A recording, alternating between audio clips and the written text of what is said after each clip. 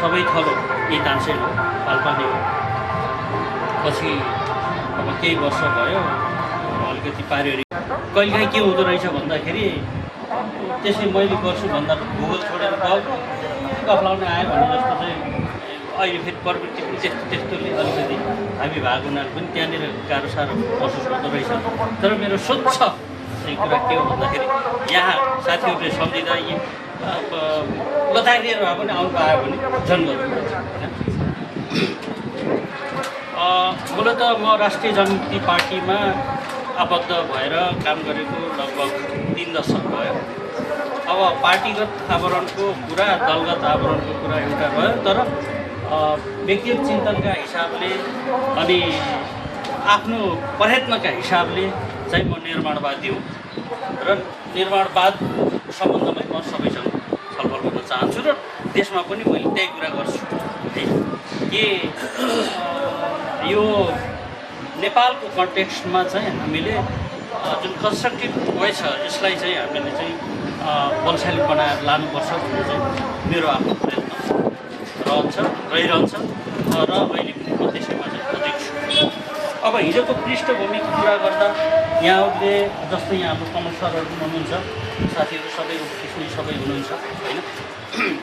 मलाई पत्रकार महासङ्घसँग सदस्यको रूपमा चाहिँ आबद्ध गराउनु भयो। मलाई चाहिँ के अरे पार्षद पनि बनाएर लो काठमाडौँ गएर हेर त पत्रकारको चाहिँ त्यो के छ कसो जो चाहिँ छलफलका चाहिँ फोरमहरू के छ भनेर पनि त्यो एउटा अवसर दिनुभएको त्यो मलाई अत्यन्त सम्झना भइरहन्छ है। तर यो बिचमा चाहिँ त्यो फ्याक्टरलाई हेर्दाखेरि के देखिन्छ भन्दाखेरि हाम्रो नेपालको चाहिँ जुन जर्नलिजम छ यो जर्नलिजमले अब तथ्यपरक भएर कति अगाडि जान सक्यो सकेन भन्ने बारेमा चाहिँ हामीले डिबेट भन्दा पनि कहिले डिबेट तर काम बढी गर्दै गयो भने राम्रो हुन्छ भन्ने मलाई लाग्छ। र आफूले चाहिँ त्यो क्षेत्रमा कर्म गर्दाखेरि फ्रम हकर टु एडिटरसम्मको राष्ट्रिय जनमुक्ति पार्टी रह्यो र त्यहाँ अहिले महासचिव छु म र त्यही दलको टिकट लिएर भनौँ न होइन। अहिलेको सन्दर्भमा भन्दाखेरि अब 64 सालमा संविधान सभाको निर्वाचन 64 सालको संविधान सभाको निर्वाचनमा मैले भाग लिएको थिएँ। राम्रो छलफल भएको थियो त्यतिखेर पनि। म अहिले पनि उहाँहरू जसले त्यति बेला चाहिँ ल तिम्रो लागि हामी साथ छौँ या यो मुद्दाको लागि हाम्रो साथ छ भन्ने जो हुनुहुन्थ्यो उहाँहरूलाई म चाहिँ अहिले पनि हृदयदेखि सम्झिन चाहन्छु। 70 सालमा पनि मैले त्यो एउटा बहस आफ्नो जिल्लामा चाहिँ होस् भनेर त्यो प्रयत्न गरेको थिएँ।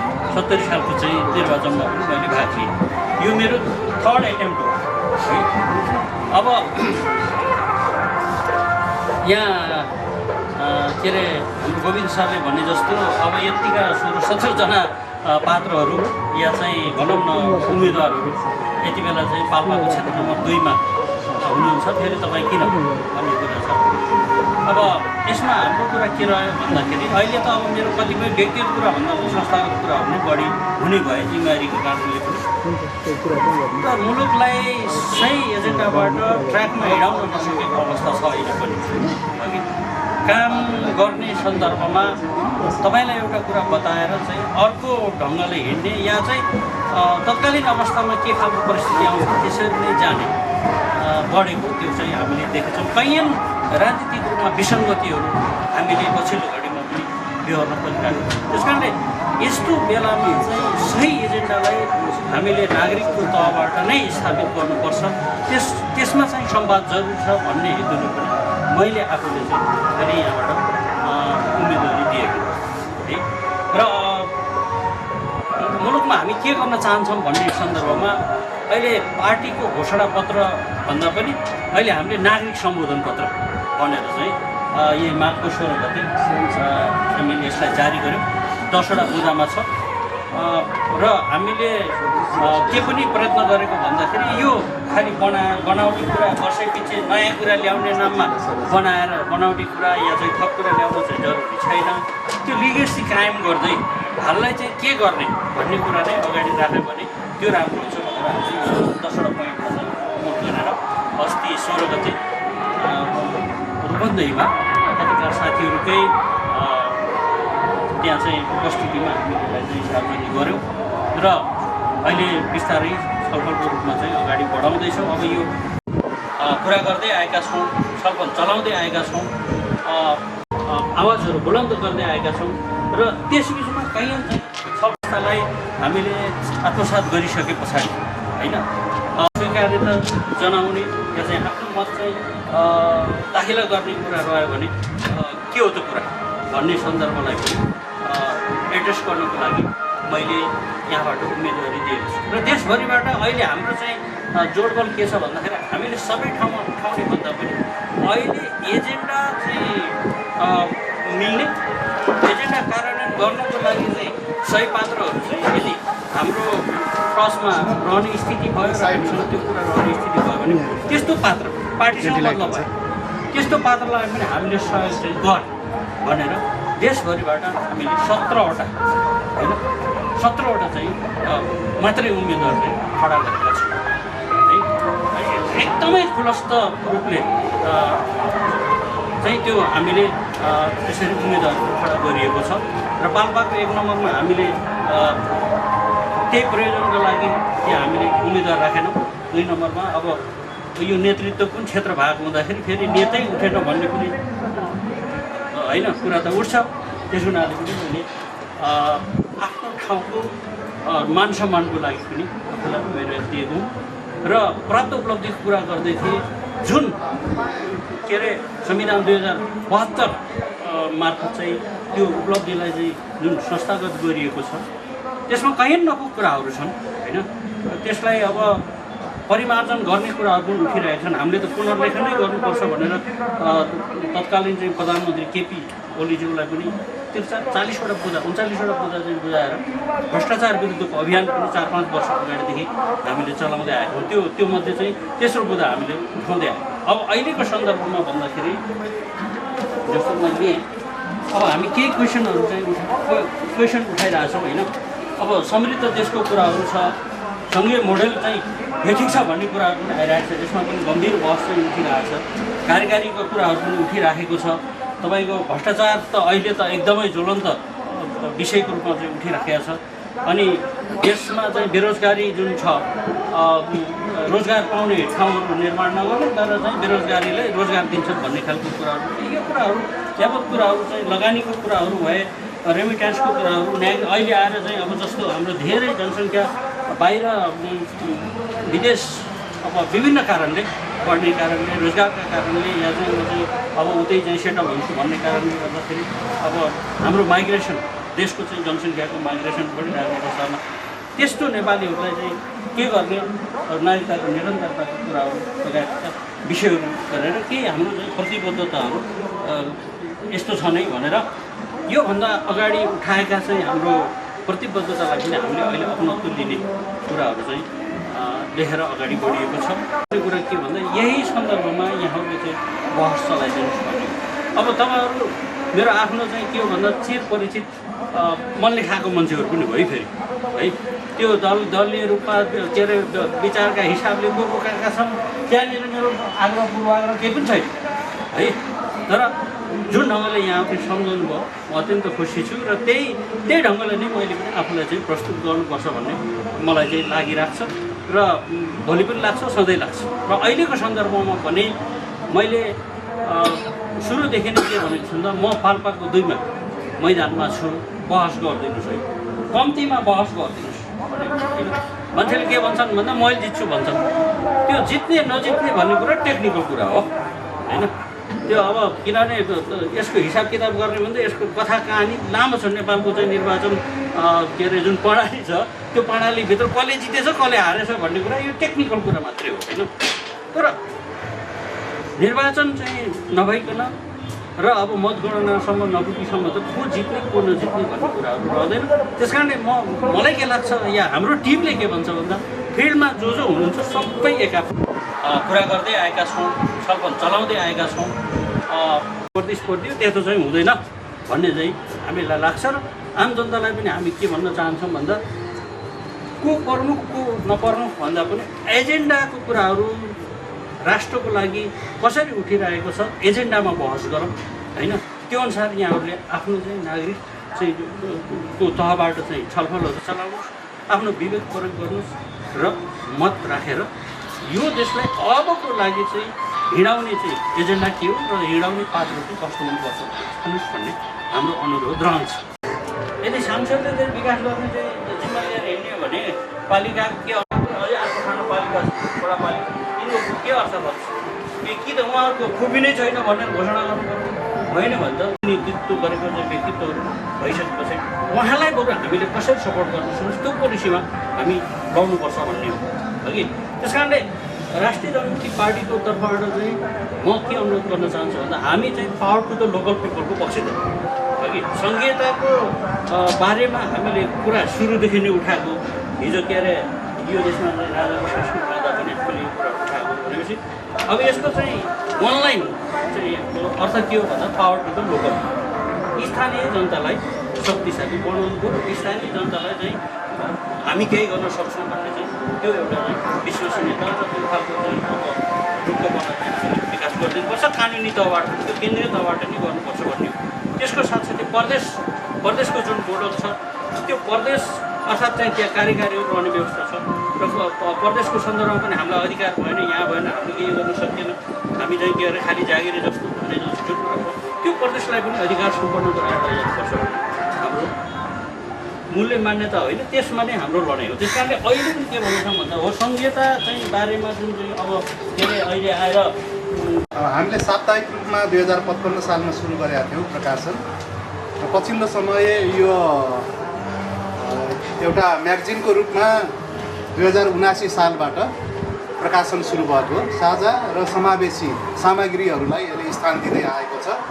यसमा हेर्नु भने भयो भने होइन हामीले कसैप्रति पनि यो भनौँ न आग्रह पूर्वाग्रह नराखिकन सबैका विचारहरू, सबैका कुराहरू, गतिविधिहरू सकेसम्म साधन स्रोतले भ्याएसम्म समेट्ने गरेका छौँ। हुनसक्छ एउटै अङ्कमा सबै कुराहरू नहोला, तर सबै अङ्क अहिलेसम्मका अङ्कहरू 14वटा अङ्कहरू प्रकाशित भइसकेको छ। यी सबै सामग्रीहरूलाई हेर्नुभयो भने हामीले सम्बोधन गर्दा न्यायोचित ढङ्गले गरेका छौँ भन्ने लाग्छ। यी त्यो उमेरको हिसाबले होस्, भूगोलको हिसाबले होस्, विचारको हिसाबले होस्, होइन विविधता छ सबै सामग्रीमा। र यो समसामयिक सवालमा संवाद भनेर हामीले जुन सुरु गरेका छौँ, यहाँनिर पनि हामीले पत्रकारिता पृष्ठभूमि भएको साथी पाल्पाबाटै उहाँले चाहिँ आफ्नो पत्रकारिता आरम्भ गर्नुभएको थियो, नयाँ राज्य सत्ता भनेर सुरु गर्नुभएको थियो र अहिले चाहिँ राजनीतिक क्षेत्रमा एउटा उम्मेदवारको रूपमा उठ्नुभएको छ। अब उहाँले कति मत पाउनुहुन्छ, के गर्नुहुन्छ, होइन त्यो उहाँको कुरा हो र उहाँका कुराहरू के छन् त्यो सुन्न चाहिँ हामीले चाहिँ एउटा यो प्लेटफर्म उपलब्ध गराएको र यो प्लेटफर्म सबैको लागि खुला छ, होइन र यो कुनै होटलको निश्चित उसमा नभइकन हुनसक्छ, चौरमा पनि हुनसक्छ, पिँढीमा पनि हुनसक्छ, कुनै ठाउँमा पनि हुनसक्छ। र यहाँनिर चाहिँ हामीले त्यो अलिकता आसन ग्रहणका कुराहरू र अलिकता त्यो अन्य कुराहरू सबै छोट्याएर समय चाहिँ छलफलमै केन्द्रित गर्ने, छोटो र छरितो ढङ्गले आफ्ना कुराहरू राख्न पात्रलाई मौका दिने र हामी सञ्चारकर्मीहरूले ती कुराहरू सुनेर आफ्ना मिडियाहरूमा सम्प्रेषण गर्न सक्यौँ भने त्यो नै न्यायोचित हो जस्तो लाग्छ मलाई। यति भन्दै साथीहरूलाई चाहिँ उहाँसँग निर्धक्क भएर आफ्ना कुराहरू राख्नको लागि म अनुरोध गर्दछु।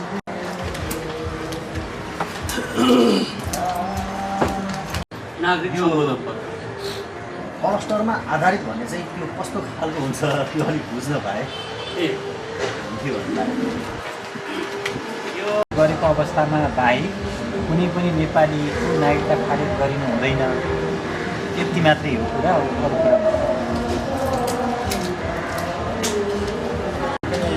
अहिले लामो समयपछि यस यहाँ पाल्पामा बसाइरहँदाखेरि त उहाँसँग भेटघाट भइरहन्छ लामो भन्ने जस्तो लाग्छ। यो खास गरी यो राष्ट्रिय जनमुक्ति पार्टीले अहिलेको जुन परिस्थितिमा अहिले चुनाव हुन गइराखेको छ, यहाँको राष्ट्रिय जनमुक्ति पार्टीले के विश्लेषण गरिरहेको छ अहिलेको अवस्थामा जुन यो चुनाव भइराखेको छ, यो अवस्थामा अहिले बाहिर सामाजिक सञ्जालहरूमा विभिन्न प्लेटफर्महरूमा बुद्धिजीवीहरूले बुद्धिजीवी बनाउँदाहरूले बुद्धिजीवी त सबै अहिले आफैलाई आफ्नो अब आफैलाई बुद्धिजीवी भन्छन् होइन। यो अहिले देशी विदेशीको षड्यन्त्रबाट अहिले नेपाल चलिरहेको छ भन्ने कुराहरू आइरहेको छ। यहाँको नजरमा यहाँको पार्टी विश्लेषणमा त्यस्तो के लाग्छ? त्यो साँच्चै नै नेपाल अहिले देशी विदेशीको इसारामा चलिरहेको, नेपाल साँच्चै अहिले खतरामा गएको भन्ने यहाँले के लाग्छ भन्ने म एउटा स्पष्ट पार्न चाहन्छु। यो यहाँले केही कुराहरू राख्नुभयो। यहाँले निकै लामो समयदेखि गोरेबहादुर खपानीको समयदेखि नै एउटा सङ्घीयताको पक्षमा आवाज वकालत गर्दै आउनुभएको थियो। तर पनि यहाँहरूले भनेअनुसारको सङ्घीयता त आएको छैन होइन। अझै पनि तपाईँहरूले गाउँठाउँमा जनतासँग आफ्नो एजेन्डाहरू लिएर जानुभएको छ। अब यसलाई खास एजेन्डाको रूपमा त लिएर जानुभएको छ, तर अहिले यो जनताले किन पत्याएका छैनन् होला तपाईँको एजेन्डा? ठाउँ उम्मेदवारी पनि दिनुभएको छैन राष्ट्रिय जनमुक्ति पार्टीले देशभर होइन। निर्वाचित भए गर्ने मुख्य काम के हो पाल्पामा, कार्यक्षेत्रमा अथवा देशमा? अनि नभए फर्कने आधार के हो पाल्पामा? अहिले यहाँ भयो नि भेटघाट पातलो भयो भनेर पत्रमा यो राम्रो हुन्छ। अलिकति यसमा कन्फ्लिक्ट हो कि द्वन्द्व हो कि जस्तो पनि लाग्छ मलाई। संविधानको पुनर्लेखन भन्ने पनि छ र फेरि अर्को कुरो कार्यकारी राष्ट्रपति कुरा पनि छ है। यसमा अलिकति भन्न खोजेको के हो त खासमा चाहिँ संहिताको कुरा, यो के फल्ट छ त हाम्रो संविधान, के चाहिँ त्रुटि कुरा छ जसले गर्दा चाहिँ हाम्रो राष्ट्रियताको सवालमा फन्डामेन्टल राइटको कुरा चाहिँ अलि आएन कि होइन। अब के पार्टीहरूले फन्डामेन्टल राइट होइन, मौलिक हक अधिकारको कुराहरू, नागरिकका हक अधिकारको कुराहरू उठाउन छोडेको हो कि धेरै पार्टीका घोषणापत्रहरू अहिलेका अरू कुरा हेर्दा पनि हामी ती अधिकारहरू चाहिँ राखेको देखिन्न, बोलेको पनि देखिन्न कि विकास निर्माणका कुराहरू अलिकति चिनी गरेको देखिन्छ। तर नागरिकका आधारभूत कुराहरू शिक्षा, स्वास्थ्य त्यसमा चाहिँ पहुँचको कुरामा चाहिँ उम्मेदवारहरूको एजेन्डै छैन कि संविधानमा जे लेख्यो लेखेपछि हुन्छ, हामीले गर्न पर्दैन, यी नागरिकहरू बलिउन् भन्न खोजेको हो कि भेट्दा म त्यस्तै भन्नुपर्छ। त्यस्तै माने है। तर तपाईँहरूको इमान्दारिता चाहिँ यो समाजमा देखिएन कि जुन आम नागरिकले महसुस गर्न पाउनु पर्थ्यो नि त्यो महसुस गर्न पाउनु भएन होइन। तपाईँहरू हराउनु हो, त्यो बिचमै हराउनु हो। यहाँ तपाईँको बारेमा छाउनुहुन्छ है, यो समाचार लेख्दा पनि मलाई भयो थाहा गर्न म समाचार लेखिदिएँ है। त्यो पाल्पाबाट चाहिँ 30 जनाको उम्मेदवारी हुने लेखेको थिएँ। तपाईँको नाम छ किन भनेर पो रहेछ है, 2 जनाको रहेछ यहाँ। म कन्फ्युज भएर म फेरि हेरेँ समाचारमा लेखेँ सधैँ। अब तपाईँ आफ्नो आत्मरतिको निम्ति मात्र राजनीति गर्नुभएको छ कि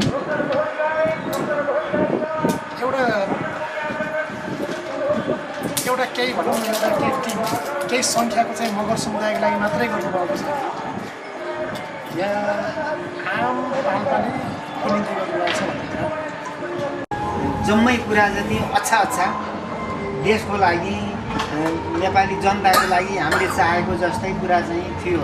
यद्यपि अब चुनावको बेलामा राम्रा कुरा जसले पनि गर्छ, नराम्रो कुरा कसैले भन्दैन, त्यसपछि काम पुरा हुँदैन। अहिले फेसबुक हेर्ने हो भने एउटा एक खालको लहर छ, एउटा दलको लहर छ।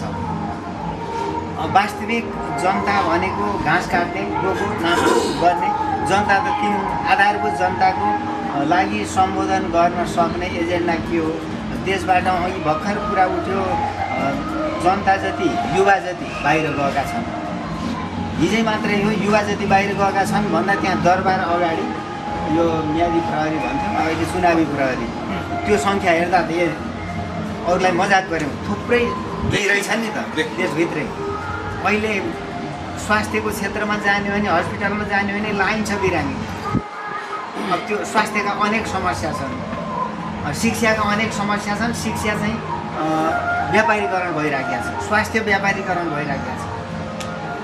हरेक क्षेत्रमा यो दलाली 2 नम्बरी धन्दा चलिराखेको छ। यद्यपि यहाँ भ्रष्टाचार निर्मूल कसरी गर्न सकिन्छ भन्ने बारेमा एजेन्डा ल्याउनु भएको रहेछ, त्यो राम्रो कुरा लागेको छ।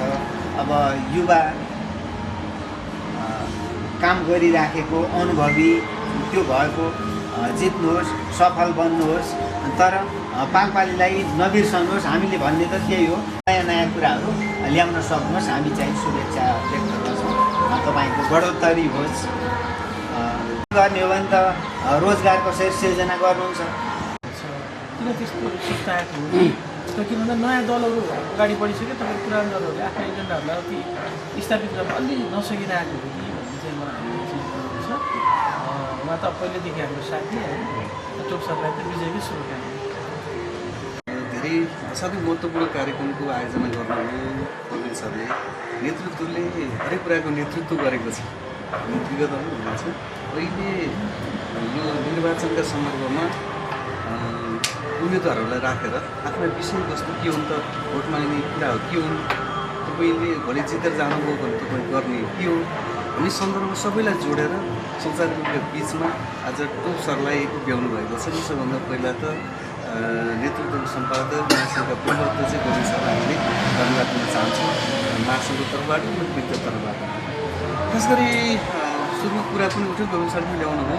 टोप सर पत्रकार महासङ्घको साधारण सदस्य भएर हामीले हिजो विगतमा त्यो महासङ्घलाई समावेशी बनाउने सन्दर्भमा उहाँ केन्द्रीय प्रतिनिधि समेत पनि भएर हामी सँगै एउटा निर्वाचनमा पनि गयौँ, सँगै आयौँ, सँगसँगै एकै ठाउँ पनि भोट पनि हाल्यौँ।